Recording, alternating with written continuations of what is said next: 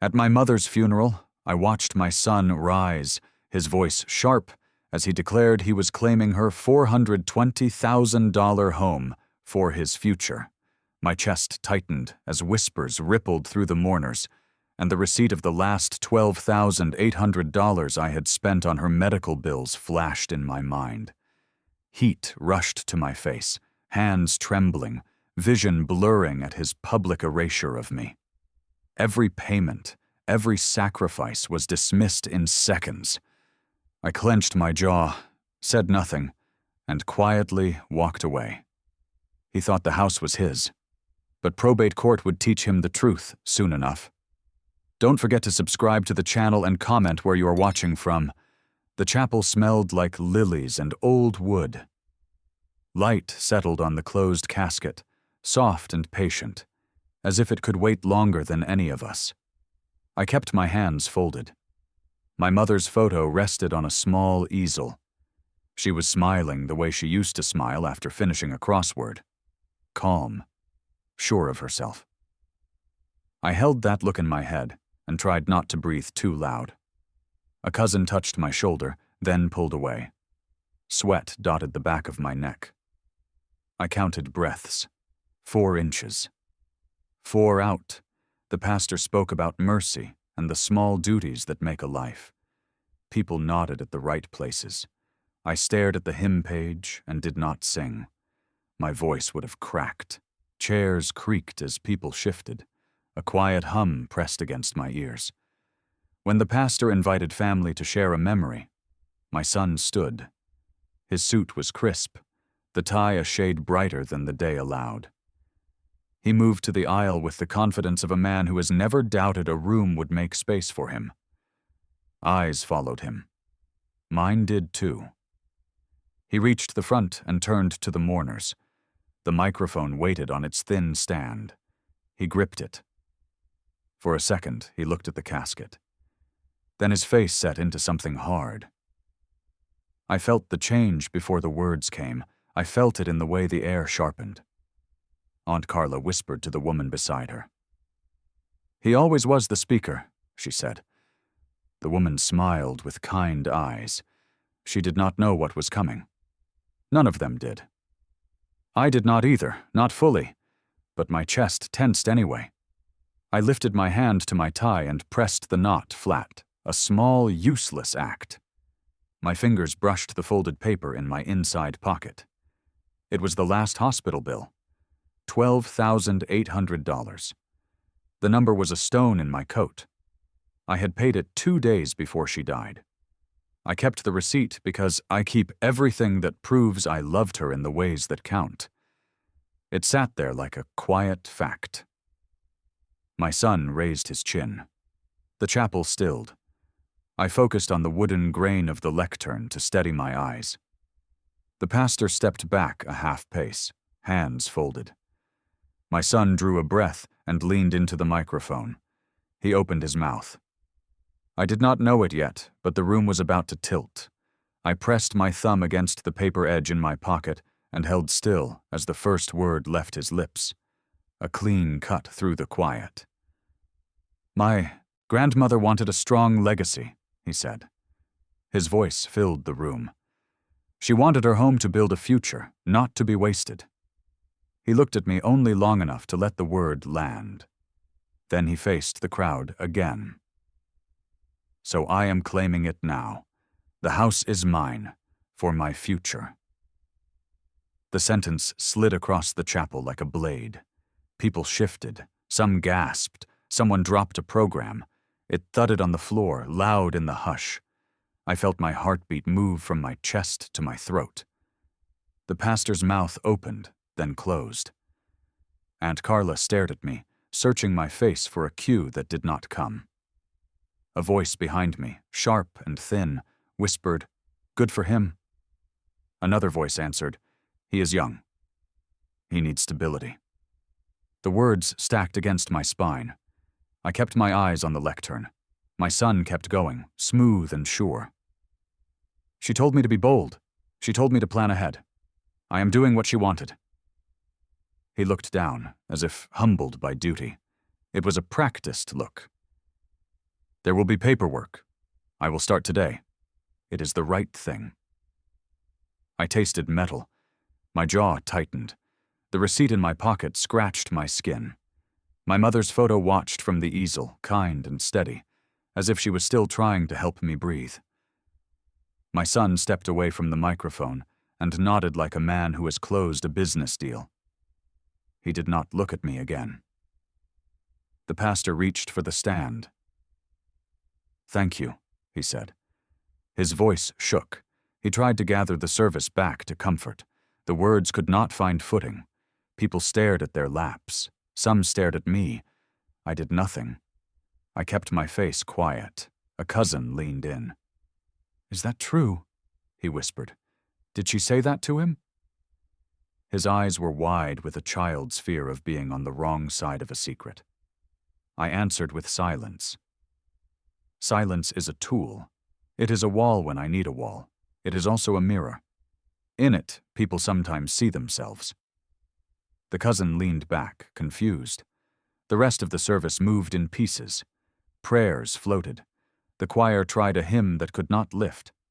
I stood when told, sat when told, and kept my hands folded. I nodded at lines about dignity and kindness. I did not trust my voice to do anything right. When the final prayer ended, I reached into my pocket and pressed the folded receipt flat. The ink was still dark. 12,800. I slid a finger under the crease, not to open it, just to feel its edge. Then I stood. My knees felt older than they had that morning. I took a slow breath, stepped into the aisle, and the murmurs rose behind me as I started to walk. The hallway outside the chapel was narrow. People spilled into it, talking low, talking fast. A woman I did not know touched my sleeve. "He is ambitious," she said. "You should be proud." I nodded once, because it cost me less than words. My son's shoes clicked on the tile behind me. He caught up near the door. "It will move fast," he said. "I will handle the filings." The words were clean and easy. He said them the way he ordered coffee. Grandma wanted action, not delay. I kept my voice small. "Finish the reception," I said. "We can talk later." I did not stop walking. He smiled without humor. "There is nothing to discuss. You have had your life. This house sets mine." He tapped my arm with 2 fingers, like a coach dismissing a player. "Sign where I tell you to sign. It is better for everyone." I looked at his hand, then at the door. I did not answer. The world beyond the glass was bright and flat with noon. My mother's friends waited in a cluster, clutching paper cups and plates of small sandwiches. Their eyes shone with a mix of pity and hunger for the next piece of news. Aunt Carla came up beside me. "He is young," she said softly. "He does not understand funeral days. He will calm down." She peered into my face. "Do not cause a scene." "I never do," I said. The words came out even. They were the only ones I allowed myself. We moved to the small hall where the food lay on long tables. Bottles of water stood in tidy rows. Napkins were stacked with edges aligned. I poured a cup and did not drink it. The cold through the paper warmed quickly in my hand. A child somewhere laughed, a bright sound in the heavy air. It cut and then was gone. I found a corner seat and sat with my back straight. I unfolded the receipt and looked at it. The hospital stamp sat clean in the corner. Paid in full. 12,800. I traced each number with my eyes. I remembered the last night, the beep of the machines, the way my mother's fingers searched for mine, even when her eyes were closed. I paid the bill in the hall outside her room, while a nurse changed the sheets. I had not told anyone that. It did not need a crowd. Across the room, my son laughed with a small circle of friends. His hand moved through the air as he spoke. A cousin slapped his back. A neighbor gave him a thumbs up. They looked at me sometimes, then away. Their approval was a small fire he warmed his hands over. The receipt trembled at the edges. I held it tighter. I pressed the crease flat with my thumb. I needed the paper to be still. I needed my hands to learn stillness again. The program from the service lay on the table near my elbow. I slid the receipt beneath it, lining the corners with care until only the hospital stamp showed. My pulse slowed a little. I breathed. Then I picked up a manila envelope from my bag. It was blank. It was new. My fingers rested on its edge for a long second, ready to decide what would go inside, ready to decide what would come next. And I did not yet move. I slid the receipt into the envelope and pressed the flap without sealing it. The sound was soft, a small hush against the table. I added the funeral program, the florist invoice, and the number of the hospice nurse who had stayed past her shift. Pieces of a life, arranged by dates and lines of print. My hand steadied with each piece. I filed. At the far table, my son raised his voice again. "Do not worry," he said to anyone listening. "I will make it official. Grandma trusted me." He used the word trusted like a key that opened anything. A neighbor nodded, impressed by the force in his tone. He liked rooms that nodded. He had learned that a nod could feel like truth. I stood and crossed to the doorway. He stepped in front of me. "I will come by later," he said. "We will go over signatures." I looked at him, the same way I used to look at him as a boy when he was sure rules did not apply. "Today is for your grandmother," I said. My voice was soft. It did not shake. "Eat, thank people, go home." He smirked. "You cannot stop this." I did not try to change his mind. I did not try to correct the room. I did not perform grief for people who knew me only when they could discuss me. I kept the envelope against my side and walked into the noon light. Outside, the heat wrapped the steps.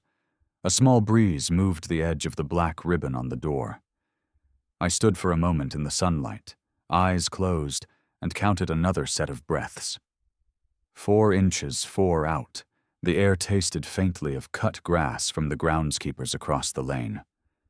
The world went on, indifferent and honest.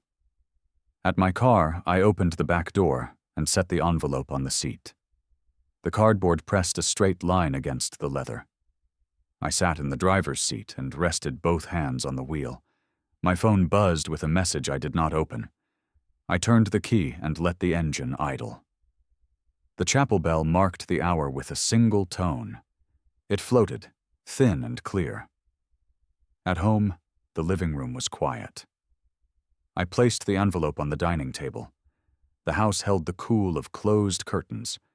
I washed my hands and watched the water slip down the drain. Then I dried them, sat at the table, and wrote a label for the envelope in clear block letters. Receipts. I took another envelope and wrote medical. I took a third and wrote probate. The words looked simple. They were not small. I reached for the stack of papers that still needed sorting. The last hospital charge sheet, the hospice release, the funeral home estimate. I stacked them by date. I squared the corners. I pressed the air out from between pages with my palm, slow and careful. On the sideboard, my mother's spare house keys lay in a small brass dish. The metal glowed against the dark wood. I set the keys beside the envelope marked probate. I pictured the front door of her place, the lock catching with that rough click it had always made, then turning freely when eased just right. My palm rested on the brass for a breath. The room ticked softly with the kitchen clock. Somewhere outside, a truck rumbled past and faded. I took a pen and wrote today's date on the corner of the probate folder. I lifted the pen again. It hovered over the blank space where the first note would go. My phone sat at the edge of the table, screen dark, waiting for the call I had already decided to place. I did not dial yet. I let the silence hold everything in place for one more long, even breath. Then I set the point of the pen down to make the first mark, and with my free hand, I reached for the phone.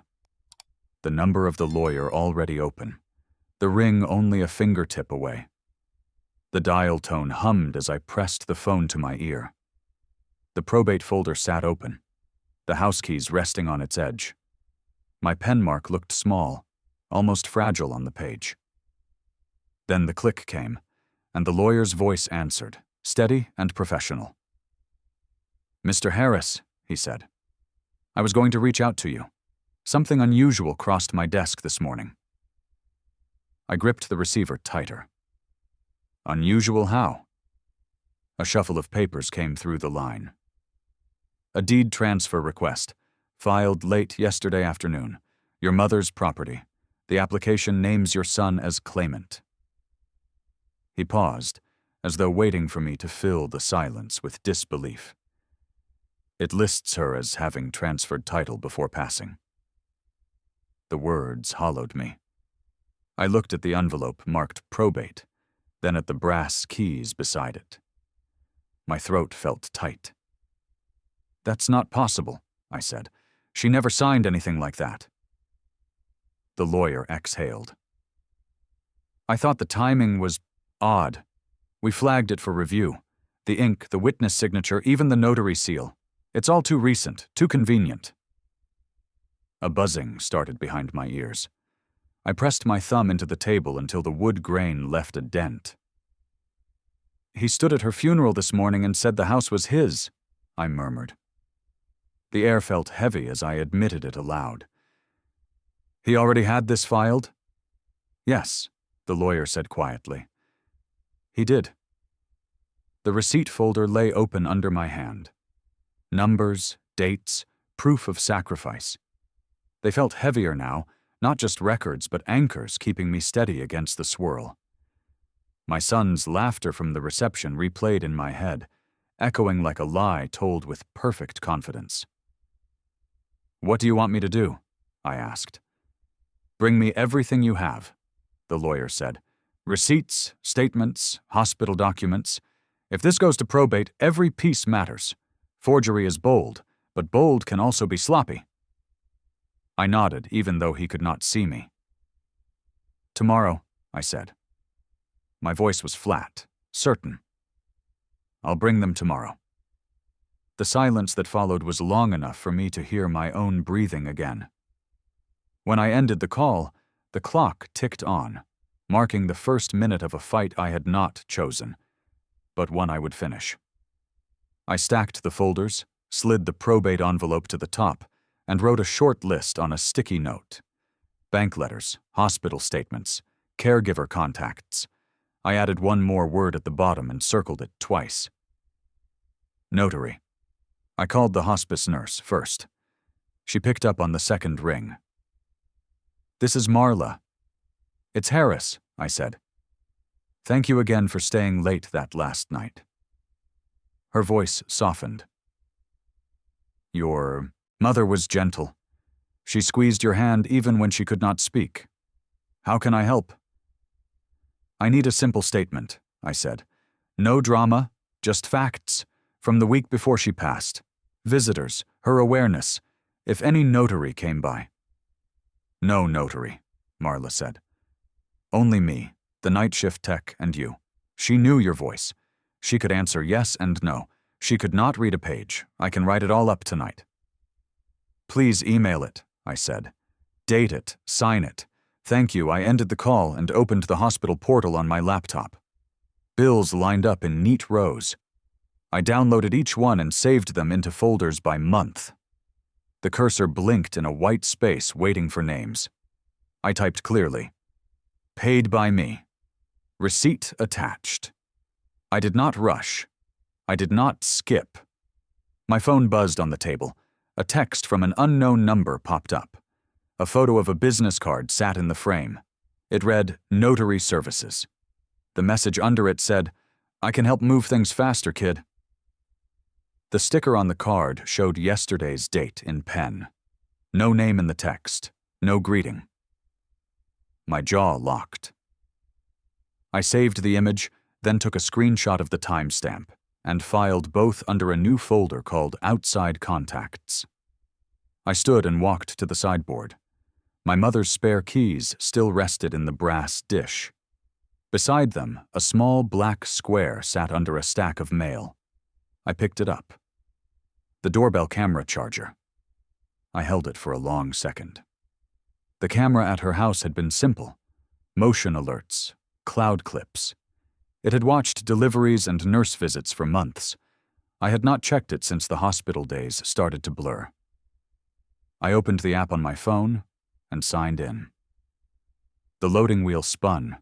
I set the phone flat and returned to the table while it pulled the archive. The laptop chimed as the last statement finished downloading. A car rolled past outside.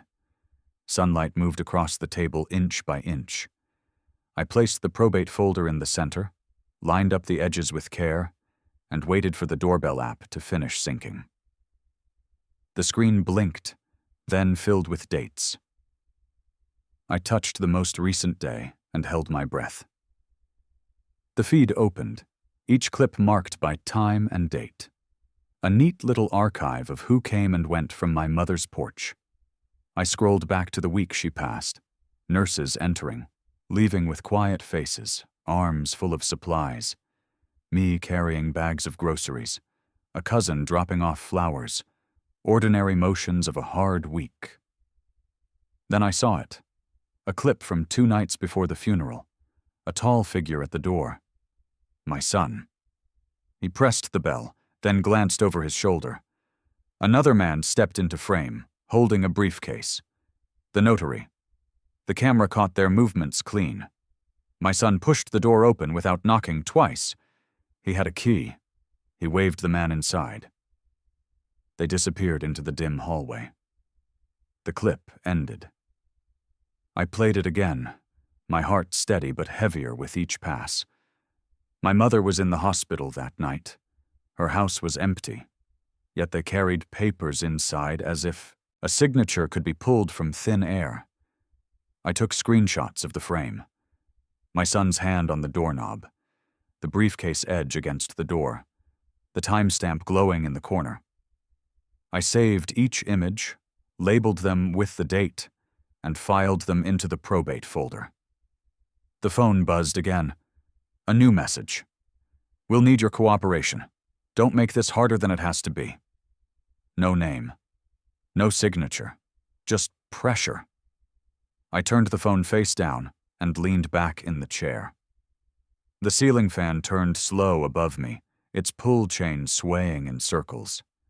My mother's framed photograph on the mantel watched the room with the same quiet patience she had in life. The lawyer's words replayed, "Forgery is bold, but bold can also be sloppy." The sloppiness was right there, in pixels and timestamps.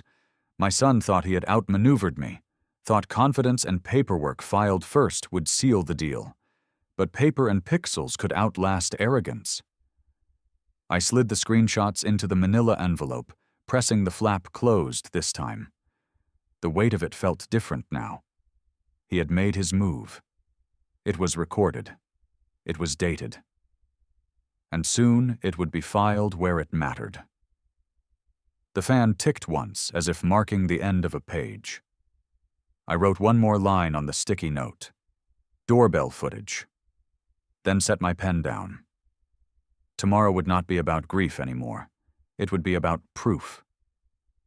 Morning light seeped through the blinds, striping the table where the probate folder waited. I had not slept much. Instead, I sat in the quiet house, listening to the refrigerator hum and the occasional passing car. The envelope lay heavy, filled with receipts, hospital bills, screenshots, and now the doorbell footage still backed up in the cloud. I slipped on my jacket and tucked the envelope under my arm. The drive to the lawyer's office felt longer than usual, each red light stretching out as if testing my patience. I let the silence fill the car. No radio, no calls, just the low hum of the tires against the road. At the office, The receptionist offered a sympathetic smile and pointed me to the small conference room. The lawyer was already inside, a neat stack of folders in front of him. He rose, shook my hand firmly, and motioned for me to sit. "You brought documents?" he asked. I slid the envelope across the table. "Everything I have so far. Receipts, hospital statements, hospice records, and—" I paused, letting the weight of the next words build. "Doorbell footage. It shows him entering the house with a notary after she was already admitted to the hospital." The lawyer's brows lifted. He opened the folder and scanned quickly. His finger tapped on one screenshot. "This alone raises serious questions. Add the hospice nurse's statement you mentioned yesterday, and it forms a timeline that does not match their claim." He pulled a fresh legal pad toward him. "We will file for probate review immediately. Forged documents can unravel fast once the court sees contradictions. He has moved too soon and too carelessly." I kept my hands folded, steady. "He believes speed will win." The lawyer looked at me directly. "Speed without truth collapses. He doesn't understand that yet." I sat back in my chair. For the first time since the funeral, the pressure in my chest loosened just slightly. Not gone, but lighter. The lawyer stacked the papers neatly again. "This will not be quick, but it will be thorough. For now, say nothing to him. Let him believe he is ahead." I nodded. Silence was already my chosen weapon. As I stood to leave, the envelope now transferred to the lawyer's hands, I felt the shift. Yesterday, my son's words had echoed through the chapel like a verdict. Today, they sounded different in my head. They sounded premature. Outside, the sun struck bright across the windshield. I opened the car door and sat, watching people cross the street with coffees in their hands. My phone buzzed with another message I did not open. Instead, I placed it face down on the seat and rested my palm on the steering wheel. The fight had started, yes, but it was not his to finish. I drove home with the sun dropping low, the sky streaked in faint orange. The road stretched quiet, each mile giving me more room to think. The lawyer had my first envelope, but that was only the beginning. If my son believed he could build his case on speed, then I would build mine on weight, layer after layer, document after document. Paper can outlast arrogance. At home, I carried a cardboard box down from the attic. Inside were years of files, insurance letters, tax returns, old mortgage statements. Dust clung to the edges. I set it on the dining table, rolled up my sleeves, and began sorting. Each folder opened like a small memory. Some pages still smelled faintly of hospital corridors, sharp and clean. I found the hospice care contract, dates neatly typed. My signature pressed hard into the page. The admission date sat in the top right corner, 3 weeks before she passed. I placed it in a new folder marked Care Timeline. If my son's forged deed claimed she signed days before her death, this contract would already contradict it. I kept going. Bank statements showed transfers from my account to hers, payments for medications, equipment rentals, food deliveries. Each one matched the hospital bills I had stacked earlier. I highlighted amounts and wrote notes in the margins. Paid by me, not her. She was in no position to sign away property, while others covered her basic needs. Halfway through the stack, I paused at a thin envelope. Inside was a handwritten note from my mother, shaky but clear. "Thank you for covering the oxygen. I wish I could pay you back. One day you'll understand how much it meant." My throat tightened as I held it. This wasn't evidence for a court, maybe, but it was proof for me. I slid it into a plastic sleeve and placed it at the front of the Care Timeline folder anyway. It belonged there. The box still had more. I dug until I found utility bills, electricity, water, gas. Every one of them marked with autopay from my account for the past 6 months. I lined them up in chronological order. The picture grew clearer with each page. She had not been financially active for months. No court could believe she suddenly woke up and signed over a $420,000 property in the final week of her life. I leaned back, exhaling. The dining table was no longer just wood. It had become a map, a timeline of truth. Each paper a brick in a wall my son would not see coming. The next morning, I woke before dawn. The table still bore the weight of papers from the night before. They spread like a map of everything my mother endured, everything I had carried for her in silence. But silence alone was not enough anymore. It needed to be structured, labeled, undeniable. I brewed a pot of coffee, black and sharp, then opened my laptop. The county records website loaded slowly, its interface plain and official. I searched for the deed transfer. My son's name appeared in bold, a single line among the filings. My eyes fixed on the timestamp, logged less than 24 hours after her death certificate had been signed. Too soon, too deliberate. I clicked to view the scanned file. There it was, her shaky signature at the bottom of the deed. Only it wasn't hers. I knew the tilt of her letters, the way she looped her H with care, almost artistic. This one leaned forward unnaturally, uneven, the ink thick at the wrong places. Someone had pressed hard, trying to imitate. My hand closed into a fist on the desk. I printed the deed and laid it beside older papers. Her will from years before, her mortgage release, even a birthday card she had signed. Side by side, the difference screamed. Her letters had always been calm, round, patient. This new one was stiff, hurried, careless. I snapped photos of the comparisons and labeled them signature study. My phone chimed as each image saved to the folder. Evidence layered itself without needing me to shout. The doorbell app sent a push notification. It reminded me of new clips from the night before. I opened them. Nothing suspicious, just neighbors, a stray cat, the wind rattling the porch plant. Still, I downloaded each video. No one would argue later that the system hadn't worked. By mid-morning, I had a stack an inch high, all pointing to the same truth. She could not have signed. She had not signed. And he had tried to rewrite reality by force of paperwork. I called the hospice nurse again. Marla answered, tired but steady. "Can you also note," I said carefully, "that she was not capable of holding a pen in her final week?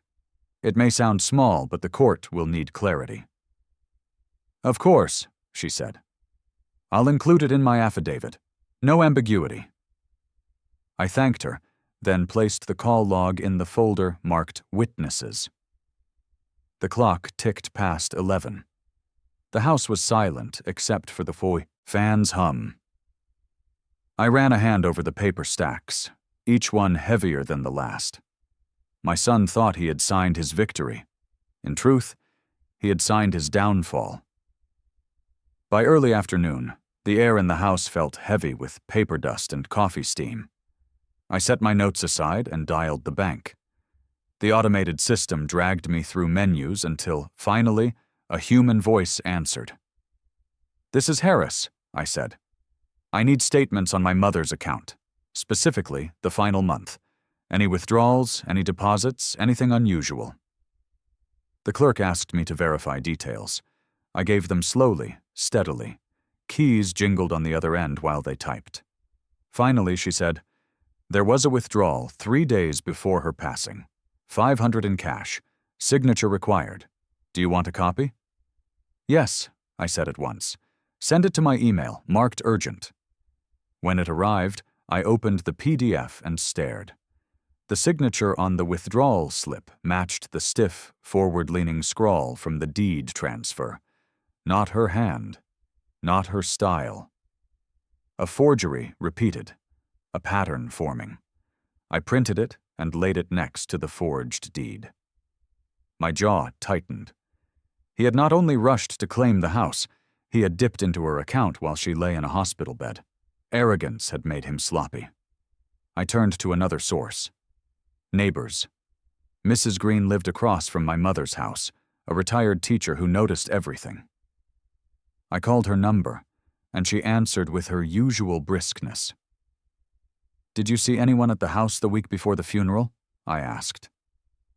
"Your boy," she said without hesitation. "Twice. He brought someone with a briefcase one evening. I thought it odd. The lights were on only for an hour. Your mother was already gone to the hospital, wasn't she?" "Yes," I said softly. "I'll write a statement if you need one," she added. "I don't like when people play with the dead's belongings." I thanked her, my voice low but firm. Another piece clicked into place. Witness. Timeline. Contradiction. The printer hummed as I prepared another folder labeled Neighbors. Each statement, each bank slip, each screenshot stacked higher until the timeline was no longer fragile. It was fortified. I sat back, rubbing my temples. The sound of my son's voice at the funeral still echoed. The house is mine, for my future. Now, with every new paper, that claim shrank into something hollow. The clock hands shifted toward evening. Sunlight stretched across the table, glinting on the brass keys in the dish. I reached for them, holding the cool metal in my palm. They were proof, too. Physical, untouched. She had left them with me, not him. That mattered. I set the keys atop the Neighbors folder and wrote one more word on my list. Key custody. The house was watching, even in its silence. And soon, the court would too. Night fell before I realized how long I had been at the table. The papers were no longer scattered. They were sorted, labeled, stacked in lines, like soldiers waiting for orders. Each folder told a part of the same story. My mother had been weak, incapable, and under care. My son had tried to twist those final weeks into a tool for himself. I opened the care timeline folder again and added the hospice affidavit Marla had emailed that evening. Her words were clean, factual. Patient unable to hold pen or comprehend written material during final week of life. Signed, dated, witnessed by another nurse. I slipped it into the folder and pressed it flat. Next, I pulled the bank slip from earlier and highlighted the matching signature flaws. I attached it with a note in red ink. Forgery pattern number 1. The forged deed beside it became forgery pattern number 2. Layered evidence, not just claims. The phone buzzed again. Another text, this time from my son. "You're quiet. That's good. Just sign when I bring the papers. Don't drag this out." The arrogance clung to each word. I saved the screenshot without replying, filed it under communications. His own messages would be bricks in the wall I was building. Before midnight, I dug into one last folder from the attic. Inside were my mother's old tax returns. Her signature appeared every year, consistent, steady, looping the same way. I copied pages from different years and placed them side by side with the forged documents. The contrast was undeniable. History against fabrication. I stood, stretched, and looked down at the table. 9 folders in total now. Care timeline, medical receipts, bank records, neighbors, communications, key custody, signature study, witnesses, probate. Each one a weight. Each one a step toward the truth. The house was silent except for the refrigerator's steady hum. I picked up the brass keys one more time and set them gently on top of the probate folder. They caught the light, gleaming against the paper's edge. For a long moment I just stood there, hands pressed flat on the table, breathing steady. Tomorrow, I would return to the lawyer with this arsenal. Tomorrow, silence would turn into strategy. I reached over, clicked off the lamp, and left the room in darkness except for the glow of the clock on the wall. Its second hand swept forward, marking time, marking proof. I climbed the stairs, leaving the folders waiting in the dark like quiet sentinels. The morning after I built the folders, I heard a knock. 3 sharp raps against the door. I set down my coffee and opened it. My son stood there, sunglasses still on though the sky was overcast. His smile was thin, the kind people wear when they believe the game is already won. "You should be packing," he said. No greeting, no pause. "Grandma's house is mine now. The papers are filed. You hanging around only makes this harder." I leaned against the frame. "It was her funeral 2 days ago." He shrugged. "Life moves. Assets move faster. You've had your time in that place. I'll take it from here." He brushed past me without waiting for permission, stepping into the living room as if it already belonged to him. His eyes fell on the table, on the neat stacks of folders. He smirked. "What's this? You trying to fight me with bills and scraps?" He flicked the corner of one envelope. "None of that matters. The deed is filed. Courts don't care about your old grocery lists." I stayed quiet, my hands steady at my sides. Silence stretched. He shifted, uneasy for just a moment before his arrogance returned. "You're clinging to paper. I have a future, a wife who wants stability, kids one day. You're just standing in the way." He pulled off his sunglasses, eyes sharp. "You'll sign the confirmation when I bring it. Don't make me drag you through court. You'll lose, and you'll look pathetic trying." The brass keys glinted on the table beside the folders. I reached out, lifted them slowly, and slipped them into my pocket without a word. His gaze followed the motion. He scoffed. "You think holding keys makes you an owner? Ownership is ink, not nostalgia." I didn't answer. I let the silence hang heavy in the air until he broke it with a dismissive laugh. He didn't notice the way my folders were labeled. He didn't notice the screenshots tucked inside. He saw only what arrogance allowed him to see. He dropped into the armchair as if it were already his throne. His legs stretched out, shoes leaving dust on the rug my mother once chose for the room. He tapped the armrest with 2 fingers, impatient. "You should save yourself the embarrassment," he said. "The judge won't even look at your piles of receipts. You think sympathy counts in probate? It doesn't. The house is mine. You'll get nothing but wasted hours and court fees." I stood by the table, steady, my folders untouched. His voice filled the room, sharp against the quiet walls. "People already know," he added. "At the funeral they heard me claim it. No one argued. They expect me to move in. They expect you to step aside. Don't humiliate yourself further." I watched him without blinking. His arrogance was loud enough to cover his fear. I could see it in the twitch of his jaw when I didn't answer, in the way he leaned forward as if to push my silence into sound. "You've always been small," he said, "always clinging to scraps, acting like paying a few bills makes you noble. But nobility doesn't leave deeds. It doesn't leave equity. I have the deed." His words cut, but not the way he thought. They carved out space for something else. Resolve. I slid my hand over the probate folder, pressing the edge flat.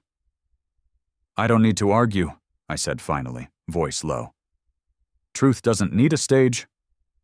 He laughed sharply. "Truth? Truth is what the clerk stamped yesterday. Truth is me holding the house keys soon, not you." I slipped the folder into my bag, zipping it closed. His eyes narrowed. "Keep pretending," he said. "But when the papers arrive, sign them. Because If you don't, I'll make sure you're dragged into court and crushed under the cost." He leaned back again, smiling as though the threat sealed victory. He didn't notice how calm my hands were, how neatly the folder slid into place. The silence pressed heavier than his laughter. I let it stay between us. He rose from the chair and paced the room, fingers grazing the picture frames on the mantel. He stopped at one of my mother, taken years ago at the garden fair. He tilted the frame, lips curling. "She wanted progress," he said. "Not clinging to the past. That's why she'd want me to take the house forward. You don't fit in it anymore. You're just old grief sitting in old walls." His words settled like ash. He placed the frame back with a sharp tap, as if finalizing the insult. I kept my stance near the table, still, the folders safe in the bag at my side. My silence seemed to irritate him more than any outburst could have. "You won't fight me," he said suddenly, turning. "You've never fought me. You've always just paid the bills and disappeared into the background. Do it again. Sign the papers. Vanish. Let me have what's mine." I let the words hang. His face flushed at my refusal to answer. "You're pathetic," he snapped, stepping closer. "Do you know what people said at the reception? They said you looked broken. They said you had nothing left to offer. And they're right. You're not strong enough to drag this through court." My hand brushed the brass keys in my pocket, the metal warm against my palm. They reminded me of the lock's stubborn click, the sound only I knew how to ease. Proof in the simplest form. He leaned down, his voice dropping lower. "If you drag this out, I'll bleed you dry with fees. I'll humiliate you in front of the judge. Everyone will see you for what you are. Weak, clinging, irrelevant." I straightened my shoulders, lifted the bag, and walked toward the door. His eyes followed, sharp and mocking.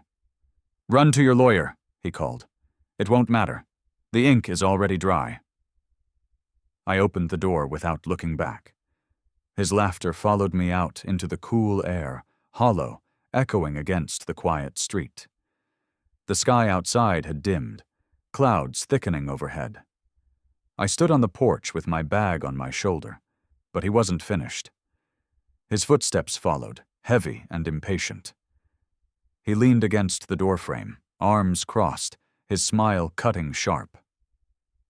"You think you're clever, collecting scraps," he said. "But scraps won't change the outcome. Courts want signatures, not pity. And I've got the signature." His tone hardened, colder than before. "If you push me, I'll clear the house before probate even starts. I'll box up everything, sell what I want, toss what I don't. You'll come back to bare walls." The words pressed harder than his earlier insults. He wasn't only claiming the house, he was erasing the life inside it. My mother's quilt, her framed crosswords, the worn rocking chair. He would treat them like clutter standing in his way. He stepped closer, voice low. "This is the last time I'll say it. Sign when I bring the papers. Otherwise, I'll drag you through every step and you'll lose more than the house. You'll lose every shred of dignity." I met his stare, my jaw tight, my silence unbroken. The keys in my pocket pressed firm against my leg, a quiet weight he couldn't see. His smirk widened. "That's what I thought. You've got nothing." I turned without answering, walked down the steps, and crossed to my car. Each step felt measured, steady. His laughter followed, thin against the evening air, a sound that already rang hollow. I opened the door, set the bag gently on the seat beside me, and gripped the wheel. My phone vibrated in my pocket, but I didn't check it. Not yet. I sat for a moment, breathing slow, the echoes of his threats fading behind me. The fight wasn't over. It hadn't even begun. I shifted the car into gear, the engine humming low. The folders rustled as I turned onto the road, their edges brushing like a promise. I drove straight past home and headed back to the lawyer's office. The folders on the seat rustled with every turn, as if reminding me not to delay. The memory of my son's voice lingered, his threats, his laughter, his arrogance.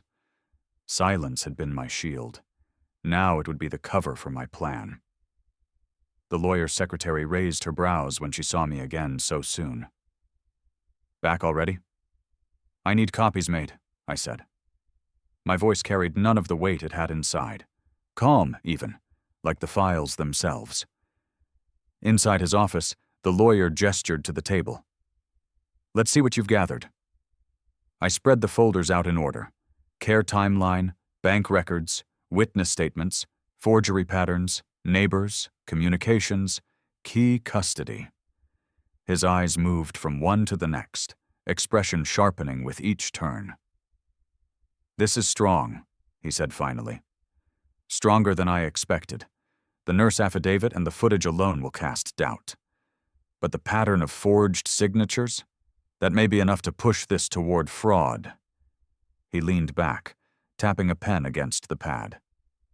"We'll file a preliminary petition tomorrow. But I need you to keep quiet. Don't tip him off. Let him keep believing you're cornered." I nodded. "That's not difficult." We spent the next hour scanning everything, uploading it into secure digital files. I watched the progress bars crawl across the screen, each one another line of defense. When we finished, the lawyer slid a slim flash drive across the table. "Keep this off-site. Not here, not at your house. Somewhere he can't reach. If he tries intimidation again, these records won't vanish." I pocketed the drive, the weight small but significant. "Next," he said, "we'll need affidavits notarized." The nurse, the neighbor, if they're willing to stand. By their words, we can lock them in as sworn testimony. "They are," I said firmly. "Good. Then we move." As I left, the flash drive pressed against my leg like a hidden weapon. Outside, the street buzzed with normal life. Cars rolling past, people holding coffee cups, a delivery truck beeping as it backed into a space. I walked steady to my car, set the bag of folders gently in the back seat, and closed the door with care. The war would not be fought with raised voices. It would be fought with signatures, affidavits, and quiet paper that could not be erased.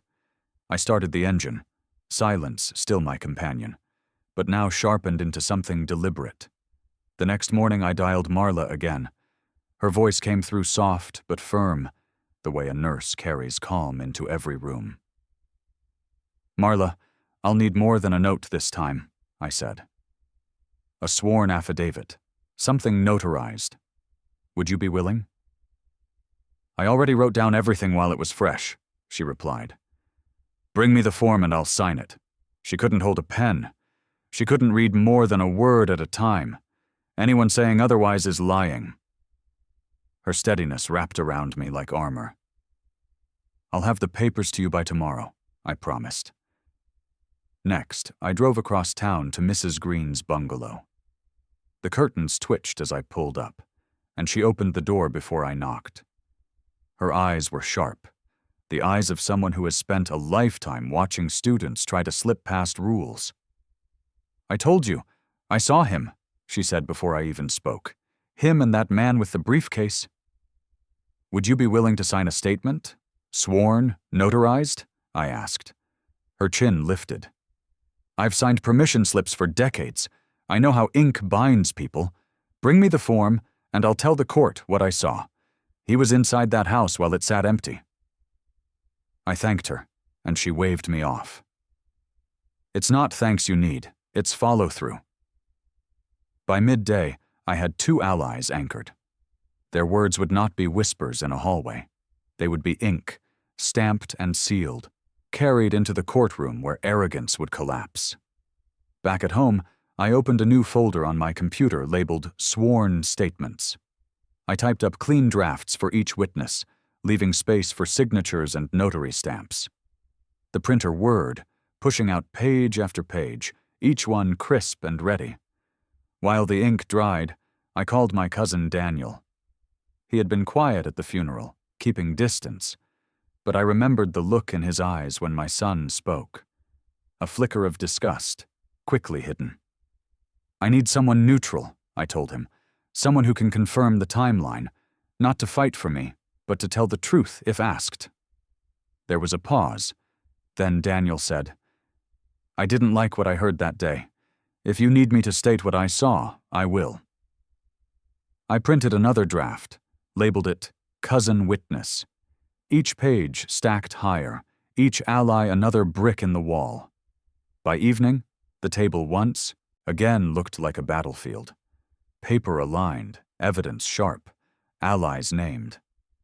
Silence was no longer just my shield. It was the net I was casting around him, thread by thread. The next step was technical proof. Allies gave strength, but documents gave permanence. I opened my laptop and logged into the county portal again, downloading every page tied to the deed filing. I printed them, highlighting details most people wouldn't notice, like the notary's license number, the office stamp, the ink density. Small cracks stood out. The notary's stamp was listed as expiring months earlier. I leaned back, staring. Expired authority meant the notarization was worthless. My pen scribbled a sharp note in the margin. Forgery pattern number 3. Invalid notary. The banker called back later that afternoon. "I compared the withdrawal slip to past samples of your mother's signature," she said carefully. "It doesn't match. I'll put that in writing if you request." "Yes," I said, steady. "Make it formal. On letterhead, dated and signed." She agreed. Another brick in the wall. By evening, I carried the stack to a small office across town, where a handwriting expert worked. His walls were lined with framed certificates and magnifying tools. He adjusted his glasses and studied the pages under bright light. "See here," he pointed, tracing the loops of her letters on the will against the rushed scrawl of the deed. "This pressure pattern is different. Your mother's natural hand relaxed at curves. Whoever wrote this pressed hardest at angles. That's a forgery. I can draft a full report." "How soon?" I asked. 2 days, he replied, "but the preliminary opinion is already clear." I left with his promise written on a single sheet, stamped with his seal. The paper felt heavier than it looked. Back home, I backed up every file to multiple drives, one in my desk, one hidden in the attic, one I would deliver to the lawyer in the morning. I uploaded copies to encrypted cloud storage, too. No threat, no intimidation could erase what was already duplicated beyond reach. As I labeled the last drive, my phone buzzed again. Another text from my son. "Don't drag this out. You'll regret it." I stared at the words, the arrogance thick in every letter. Then I saved the screenshot, filed it under communications, threats, and closed the folder without replying. The house was silent except for the clock's tick and the quiet shuffle of papers. On the table, the evidence had grown taller than his words ever could. I pressed my palm flat on the top folder. Steady. He believed signatures alone made ownership. But the truth had already outnumbered him. The following morning, I arrived at the lawyer's office with a second, heavier bag. The receptionist glanced at it, eyebrows raised, but said nothing as she waved me through. Inside, I laid the new stack across his desk. "More evidence?" I said simply. He sifted through the papers, lips tightening as he scanned. First, the invalid notary stamp. Then the bank's letter confirming signature inconsistencies. Finally, the handwriting expert's preliminary opinion. He placed each one down slowly, almost reverently, as though lining up cards in a game whose outcome he already knew. "This," he said at last, "is a fortress. If he forces this into court, he'll be standing on sand. We'll let him walk himself into collapse." He tapped the handwriting report. "We'll subpoena the notary if needed. An expired license undercuts their entire foundation. The bank slip links directly to him. And your witnesses, nurse, neighbor, cousin, they stitch a timeline too tight to escape. I sat back, silent, letting his words stand where mine weren't needed. He folded his hands. Here's what comes next. We file our petition. Quietly. He won't see it until the notice arrives. In the meantime, you do nothing to alert him. Let him think you're cornered. Weak. His arrogance will carry him straight into the trap. I nodded. Silence had always been easy. Now it was strategy. Before leaving, I handed him one of the backup drives. Redundant copies. Cloud storage, too. If he tries to erase anything, there are mirrors waiting. The lawyer allowed himself the faintest smile. Good. You're thinking like a litigator already. Outside, the city moved as if nothing had shifted. Cars passed. A woman held a toddler's hand across the street. The ordinary world pulsed around me. But in my pocket lay the quiet hum of prepared truth, layered thick and undeniable. At home, I placed the remaining drives in separate hiding spots. The attic, a locked drawer, even inside an old toolbox in the garage. Then I returned to the dining table. The brass keys still rested in their dish, untouched since I pocketed them during his threats. I held them up, their metal warm against the light. They were more than metal now. They were a reminder. Possession wasn't always proof, but it was symbol. I set them back down, directly on top of the probate folder. The sound was a soft click. Final, like a seal pressed against wax. The house was quiet again, but not empty. It held my preparation, my mother's memory, and the silent weight of what was coming. I switched off the lamp and left the table in shadow, the stacks of folders standing like watchmen. Tomorrow the petition would be filed. Tomorrow, the silence would begin its work in court. The petition filed at 9 in the morning. By noon, a process server had already delivered the notice to my son. I did not see it happen. I did not need to. Neighbors talk. That is how small streets work. Mrs. Green called first. A man in a gray suit knocked at 11, she said. Your boy opened the door smiling, then stopped smiling, paper in hand. He tried to shut the door. The server wedged a card and said, "You've been noticed." Then he walked away. I thanked her and kept my voice even. The phone lay flat on the table beside the probate folder. I did not post anything. I did not correct anyone. Paper would handle the loud work. By afternoon, the church group chat stirred. A cousin sent me screenshots, comments stacked under a photo from the funeral. People asked why a deed moved before grief had cooled. One line stood out. If there is a court notice, it means something was off. No one tagged me. They did not need to. The idea had already stepped into the room and sat down. I went for a slow walk around the block. The air was dry and clean. A delivery truck idled by the curb. The driver watched a video on his phone, shook his head, and said to no one, "People move fast for money." He did not see me. I kept walking. At home, I placed a new label on a thin folder. Optics.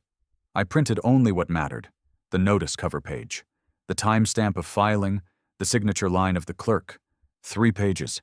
Simple, clean, enough. The brass keys glowed in the dish. Sunlight slid across them inch by inch. The house was not louder. The street was. That was enough for now.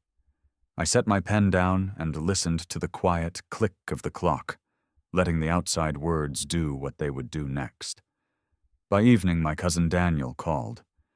His voice carried the careful tone of a man who has chosen a side and knows it.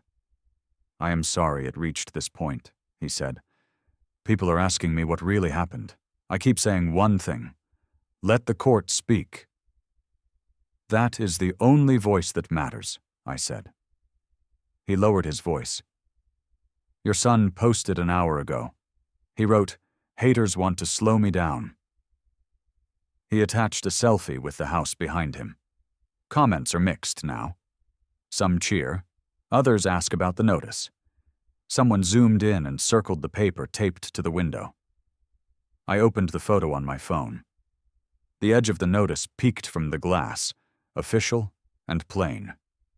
No insult, no story, only ink and a seal. The comments underneath did what crowds do. They argued with each other. I let them. A message from the lawyer arrived. Short and direct. Do not engage online. Let timing work. I replied with one word. Understood. At the grocery store, a cashier who knew my mother's name handed me a receipt and said, "She was proud of you." Then she looked away, as if the sentence had been too heavy for the space between us. I folded the receipt and placed it in my pocket.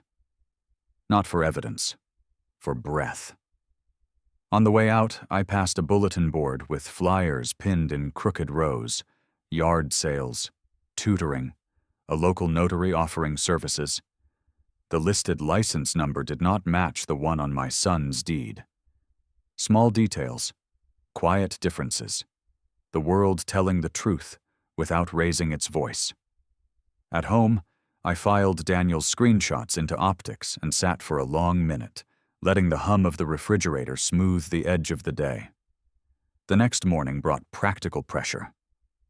The HOA president called, voice tight with the kind of control that needs rules to stand. "We saw a social post about a move-in," she said. "Any change of occupancy requires proof of title after probate. Until then, no lock changes, no renovations, no disposal of personal property." "Understood," I said. "Please send that in writing." An email followed 5 minutes later. It cited the bylaw and attached a simple one-page notice. I printed it and placed it under optics. Community rules were not court orders, but they set tone. Tone matters. The utility company sent 2 automated messages. One asked to transfer service into a new name. The other confirmed denial pending estate review. I did not submit anything. I did not need to. The system read the probate flag and answered with a quiet, "No." I saved both messages to the folder. Near noon, a neighbor sent a short video. My son stood on the front walk with a locksmith. The locksmith held up a hand, shook his head, and pointed at the paper taped inside the window. My son gestured wide, speaking fast. The locksmith kept shaking his head, then got back in his van and drove away. The video lasted 12 seconds. It did not need more. I saved it and wrote a small note beneath the file name. Lock change refused after notice. By late afternoon, people were not whispering anymore. They were deciding what they believed based on what they could see. A printed notice. An HOA email. A locksmith leaving. No speeches, no shouted arguments at the curb. Quiet proof moved heavier than noise. I stood at the sink and washed a glass. The water ran steady. For the first time in days, my jaw did not hurt. At dusk, I drove by the house. I did not stop. I let the car roll slow past the curb. The porch light glowed.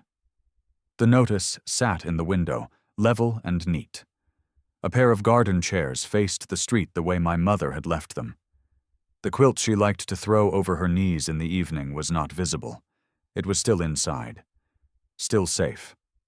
A neighbor watered tomatoes along the fence. He lifted 2 fingers in a small greeting.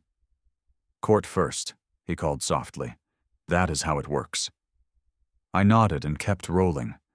Back home, I laid out the simple things that had shifted the room without me saying a word. The notice, the HOA rule, the utility denial, the 12-second video. 4 clean lines pointing in one direction. My son had tried to brand the story with speed and noise. The street had replied with rules and paper. My phone buzzed with a final message that night. It was from him. "You turned people against me." I read it once and let it fade off the screen. The crowd was not mine to turn. It was his to lose. I placed the phone face down and reached for the probate folder. The brass keys lay beside it, bright in the lamplight. I set one key on top of the notice copy and pressed it down for a breath, feeling the teeth bite softly into the paper through the plastic sleeve. The silence in the room felt different now. Not empty. Ready. I slid the notice copy back into the sheer folder and closed it. The courthouse bag leaned against the chair, half open, papers aligned and patient. I picked up the bag and set it by the door. The handle rested against the wood with a small, steady tap.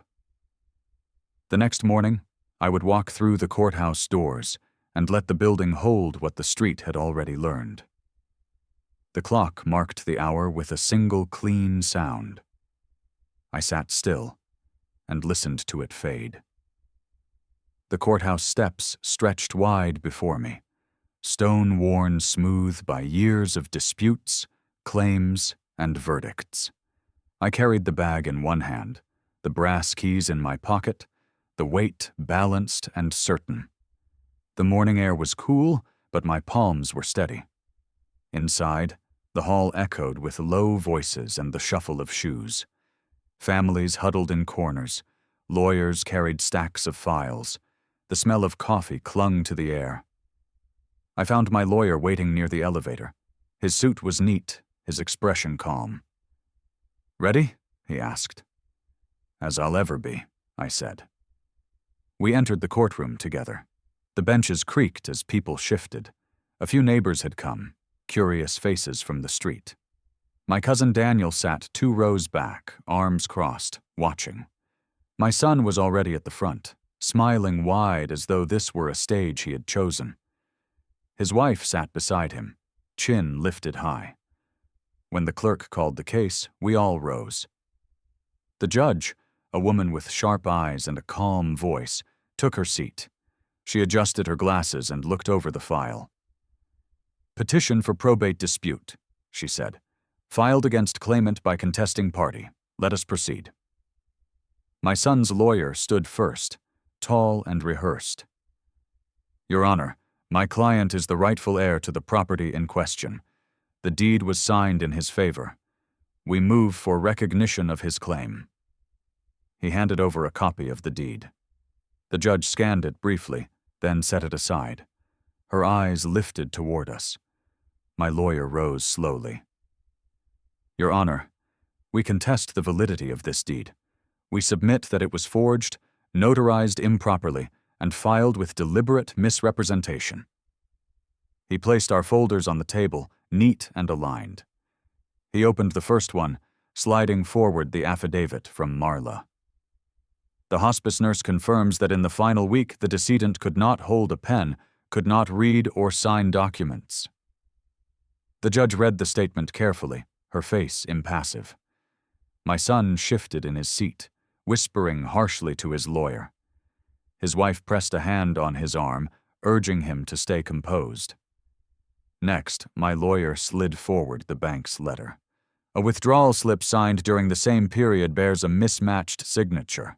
The bank confirms the inconsistency. The judge leaned closer, comparing the documents. The room grew quiet enough to hear paper edges sliding. Finally, my lawyer lifted the handwriting expert's report. "We present a professional analysis. The signature on the contested deed does not match years of verified samples. Pressure patterns, stroke habits, and slant all confirm forgery." The expert himself rose from the benches, sworn in, and explained under oath how signatures reveal truth no hand can mimic fully. His words were measured, technical, but clear. Even the murmurs in the benches grew still. I kept my hands folded, my silence intact. My son's eyes darted between the judge and me. His earlier confidence began to bend, just slightly, like a nail under pressure. The judge tapped her pen once, the sound sharp against the wood. "We will hear more," she said. "Continue." The clerk called the first witness. Marla stepped forward, her nurse's badge pinned neatly, her hands steady as she took the oath. She spoke without hesitation. In the final week of her life, she was weak, confined to bed, and unable to hold a pen. She communicated in single words or nods. There was no moment she could have reviewed or signed a legal document. My son's lawyer rose quickly. "Nurse, isn't it possible she had a lucid window? A moment of clarity?" Marla's gaze did not waver. "I was with her every evening. There was no such window. Her condition was consistent." The judge scribbled notes. My son shifted in his seat, his jaw tight. Next came Mrs. Green, the neighbor. She leaned on her cane, but her voice carried strong. "I saw him," she said, pointing toward my son. "2 nights before the funeral. He brought a man with a briefcase. They entered the house, though she was already in hospital care." My son's lawyer tried to press. "Perhaps you misremembered the date?" Mrs. Green shook her head sharply. "I keep a garden journal. I watered tomatoes that night. I wrote it down. Same date, same time." She held up the journal, its neat handwriting visible even from a distance. The judge requested it for the record. My son's face flushed, his hand curling into a fist against his thigh. His wife leaned closer, whispering, but he pulled away. Then Daniel took the stand. His voice was quieter, but it carried weight. At the funeral, he declared the house was his. People whispered, unsettled. It was hours later that I saw the server deliver notice. His smile vanished when paper met his hand. My lawyer placed the video clip on the screen, the image of the locksmith shaking his head, refusing to change locks, filled the courtroom. The timestamp glowed. 12 seconds of truth. Murmurs rippled through the benches. The judge raised a hand, and the sound died at once.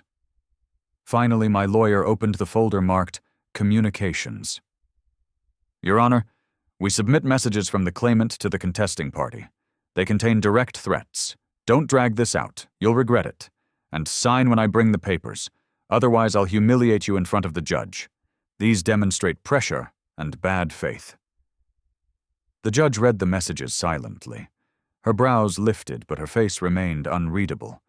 She set the pages down with deliberate care. My son stood suddenly, ignoring, his lawyer's grip on his sleeve. "This is twisted," he shouted. "It was mine. She told me to take it." The judge's gavel cracked once. "Sit down. You will have your chance." The sound echoed, final and sharp. He sank back into his chair, chest heaving, but the earlier confidence was gone. His mask of certainty had slipped.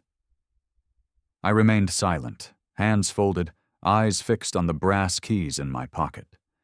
Their weight reminded me why I was here, not to shout, not to match his noise, but to let paper speak where he could not. The judge looked at my lawyer. "Proceed with closing evidence." The handwriting expert took the stand, placed his palm on the oath card, and spoke with the calm certainty of someone who trusts lines of ink more than any speech. "My name is Dr. Keller," he said. "Board certified, 25 years of forensic document examination." My lawyer handed him a binder. "Please compare Exhibit C, the contested deed, with Exhibits D through H, verified signatures from prior years." Dr. Keller flipped to the pages under the lights. "Notice the baseline," he said. "Her authentic signature rides steady, slightly rising at the end. The contested signature dips, then lunges forward. Pressure points also differ. Genuine samples ease at curves. The contested one digs at angles." He circled small marks with a red pen. "These are hesitation tremors. They appear when a writer is tracing or imitating." My son's lawyer stood. "Doctor, could illness account for those differences?" Dr. Keller kept his tone even. "Illness can slow a hand. It does not invent a new rhythm. Illness does not change a lifetime of slant from open to cramped in a single week. The disputed signature shows a different motor pattern. He looked at the judge.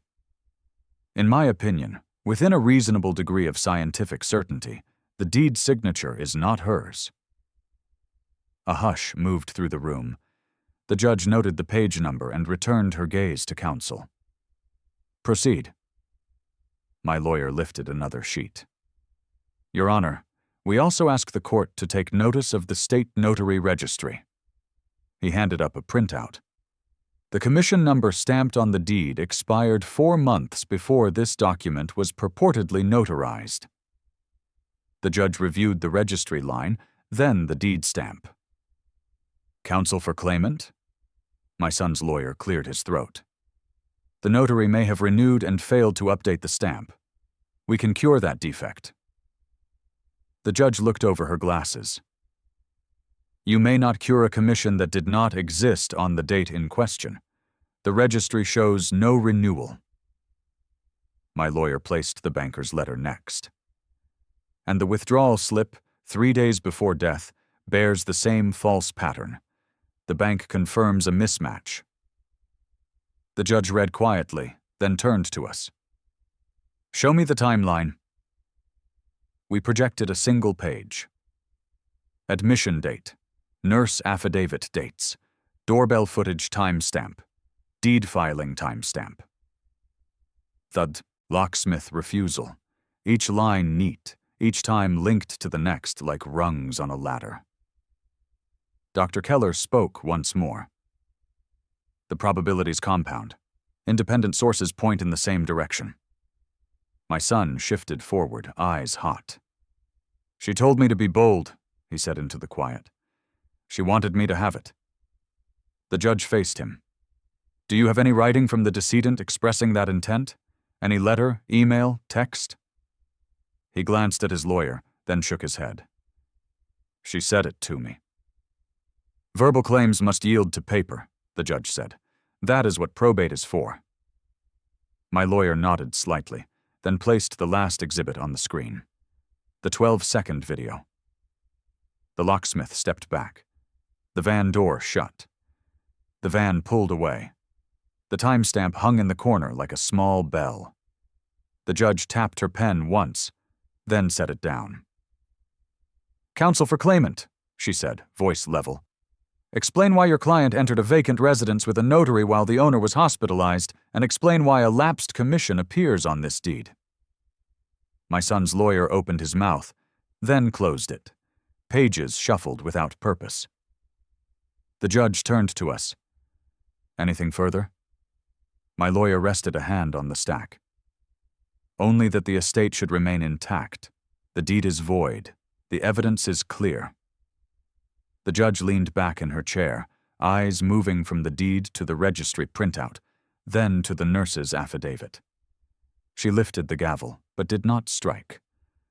I am prepared to rule, she said. I felt the brass keys in my pocket press against my leg. A quiet wait as the room drew in its breath and held it for whatever the next sentence would be. The courtroom seemed to pause, as though the walls themselves leaned in to hear. The judge adjusted her glasses, her tone measured but firm. This court finds the deed submitted by the claimant invalid. The notarization was expired, the signature inconsistent, and testimony has confirmed the decedent lacked capacity. The property remains in the estate until probate is concluded. The gavel struck once, a clean, final sound. My son shot to his feet. You can't do this! She wanted me to have it! This was for my future! His words ricocheted against the walls, raw and loud. His lawyer tugged at his sleeve, urging him down. The judge raised a hand. Sit. This proceeding is over. Further outbursts will result in contempt. He froze, chest heaving, eyes wild. Slowly, he sank back into the chair. His wife turned her face away, jaw tight, unwilling to meet the gaze of the benches behind them. The judge signed the order, handed it to the clerk, and rose. The bailiff called, All rise. We stood. My son remained half-seated, glaring, his confidence cracked into fragments. As the judge exited, the room erupted in whispers. Neighbors traded looks. Some shook their heads. My cousin Daniel met my eyes and gave the smallest nod. Mrs. Green leaned on her cane, satisfied. Marla folded her hands, her expression calm but resolved. I gathered my folders without rush, aligning the edges neatly, each page now weightier than before. My lawyer slid the flash drive back into my hand. "Keep this safe," he murmured. "We may not be done. But today you won." I slipped it into my pocket beside the brass keys. Their twin weights pressed firm, proof that silence, patience, and receipts had spoken louder than arrogance. My son tried once more as I walked past. His voice dropped to a hiss. "You ruined me. You'll regret this." I stopped only long enough to meet his eyes. My own voice stayed calm, even. "I didn't ruin you. Your choices did." Then I walked on, leaving him with the fragments of his fury. Outside, the sun was high, sharp against the courthouse steps. Reporters' cameras weren't there, but the neighbors were. Word would spread faster than any lens. Paper had spoken. The law had sealed it. I paused at the bottom of the steps, the folders steady in my hand. The brass keys warmed against my palm. For the first time since the funeral, I drew a full breath. The fight wasn't finished. Probate would still unfold, but the heart of it had been decided. He had tried to erase me in public, and the court had answered with the truth.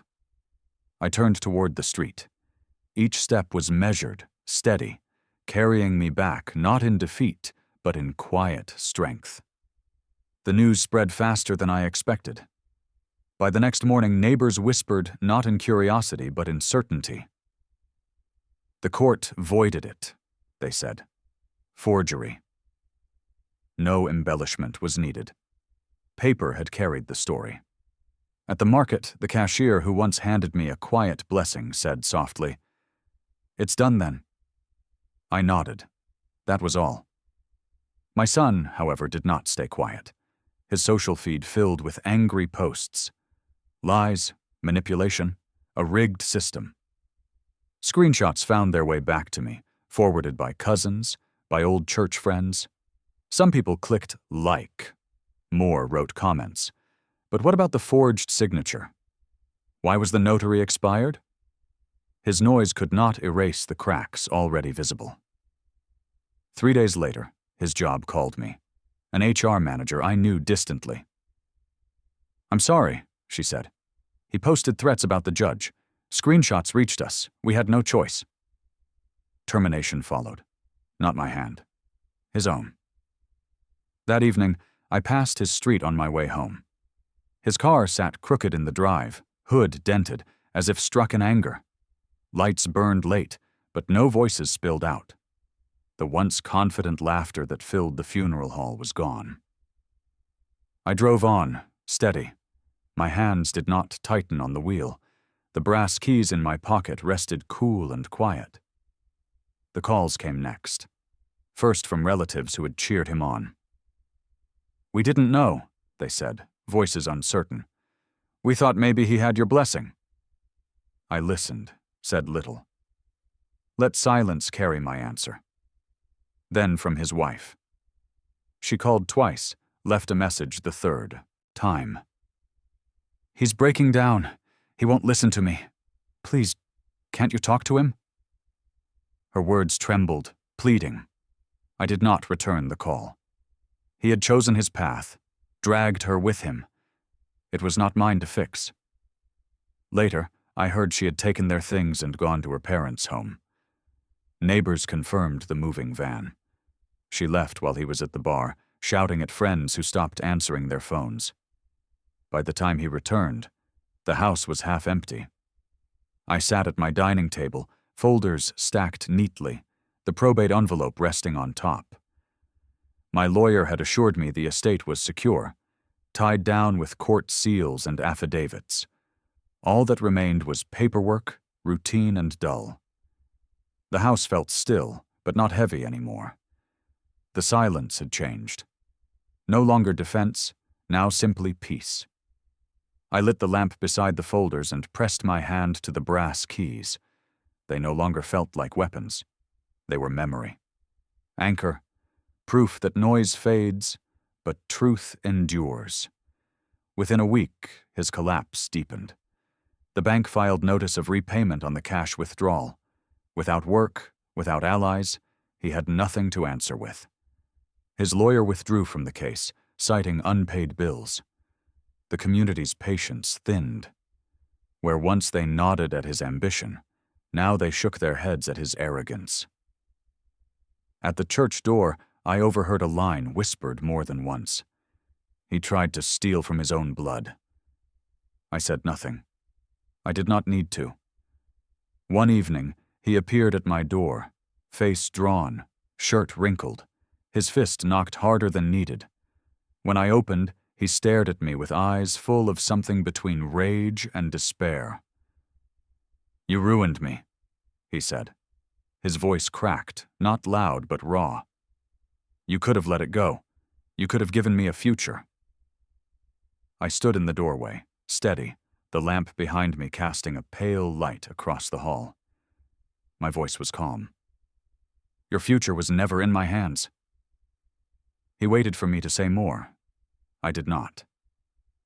Silence filled the space until he dropped his gaze and turned away. His steps faded down the walk, uneven. I closed the door gently, the lock clicking soft behind him. My chest did not race. My jaw did not tighten. For the first time in weeks, my body felt still. The estate settled quietly in the weeks that followed. Probate confirmed the house secure, the will unbroken. My mother's name stayed honored, her care recorded in receipts and affidavits. My son moved out of town soon after. Some said he left for work elsewhere. Others whispered he left from shame. The details did not matter. He had written his own ending. I remained. The house stood, its porch light steady. I walked its rooms in the evenings, hearing echoes of my mother's voice, soft and patient. The quilt stayed folded across the chair. The garden chairs still faced the street. Nothing rushed, nothing taken. One night, I placed the brass keys in the dish and left them there, no longer carrying them in my pocket. Their purpose had been served. They no longer needed to be armor. As I turned off the lamp, the silence in the room was whole. Not defensive, not heavy. Whole. I breathed evenly, steady.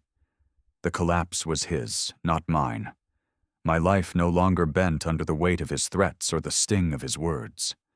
The story had turned without me shouting, without me clawing. Paper had spoken, and silence had finished the work. Weeks passed, and the air inside the house shifted. It no longer carried the weight of courtrooms, arguments, or threats. Instead, it carried small sounds: the hum of the refrigerator, the soft tick of the clock, the creak of the rocking chair my mother had loved. I walked through each room with calm steps. Her quilt lay folded on the chair, corners neat. Her crossword book stacked in the drawer, pencil still tucked inside. These things no longer felt like objects held hostage in a fight. They were simply hers, now safe, now steady. The community that once whispered now greeted me without hesitation. At the market, Mrs. Green pressed a tomato into my hand, smiling faintly. "It's good to see quiet restored," she said. I thanked her, the words simple, nothing more needed. My cousin Daniel visited one evening. We sat on the porch, the chairs facing the street the way my mother had arranged them. He spoke softly, almost apologetically. "I should have stood beside you sooner," he said. "You were there when it mattered," I replied. He nodded, satisfied, and the silence stretched between us, comfortable. The world outside moved forward. Children on bikes, neighbors trimming hedges, a delivery truck rattling past. I let it pass by without urgency. The house no longer felt like a prize wrestled over. It felt like a memory honored, a foundation steady beneath my feet. At night, I sometimes thought of my son. Not with rage, not with pity, simply with clarity. He had chosen a path built on haste, arrogance, and forgery. He had thought paper was something to twist. He had learned paper could also expose. His last words at my door echoed still. "You ruined me." But the truth was plain. He had undone himself. I had not shouted. I had not argued. I had let silence and receipts speak. That choice left me free. One evening I walked past the brass dish on the sideboard. The keys glinted in the lamplight. I paused, held them for a moment, then set them back down with care. They no longer belonged in my pocket. Their work was finished. They could rest now, as I could. I began to write in a new notebook, not about court filings or evidence, but about small things, recipes my mother once cooked, stories she told when evenings grew long. I wrote not for defense, not for proof, but for memory, for keeping her voice steady in the pages where no one could erase her. The silence in the house shifted again. It was no longer weapon, no longer shield. It became space, room to breathe, room to remember. The lawyer called one last time to confirm probate closure. "It's official," he said. "The estate remains whole. No appeals filed. It is settled." "Thank you," I said. My voice stayed calm, but inside, a thread loosened that had been tight for months. When I hung up, I opened the windows wide.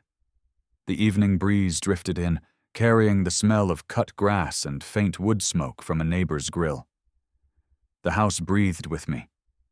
I thought of my mother's voice, her steady encouragement, her quiet gratitude scribbled in a shaky note thanking me for the oxygen bill. She had never spoken in grand speeches. She had always lived in small, steady truths. That, I realized, was the lesson that carried me through. Truth doesn't need noise. It doesn't need applause. It only needs patience. On the porch, I watched children play under the streetlight, laughter sharp against the dusk. None of them knew about courts or forged deeds or notary stamps. They only knew the joy of the moment. I let that sound fill me, light and simple. I no longer carried anger when I thought of my son. He had taken his path, and it had collapsed beneath him. My path was different, quiet, deliberate, steady. I had survived the humiliation, endured the whispers, and walked through the courtroom without raising my voice. At the table, the folders still sat, though slimmer now. Probate stamped, receipts sealed, affidavits archived. They no longer carried tension. They carried closure. I picked up the last page from the handwriting expert and slid it into the back of the stack. The circle he had drawn around the false signature glared red. I pressed the folder closed. That chapter belonged to the past. As I turned off the lamp, the room darkened except for the faint shine of the brass keys in their dish. They did not need to be carried anymore. They were memory, nothing more. I stood in the doorway, listening to the quiet, my breath steady, my hands calm. And I thought a final sentence, one I did not need to write or say out loud. Peace is better than family who sell you out.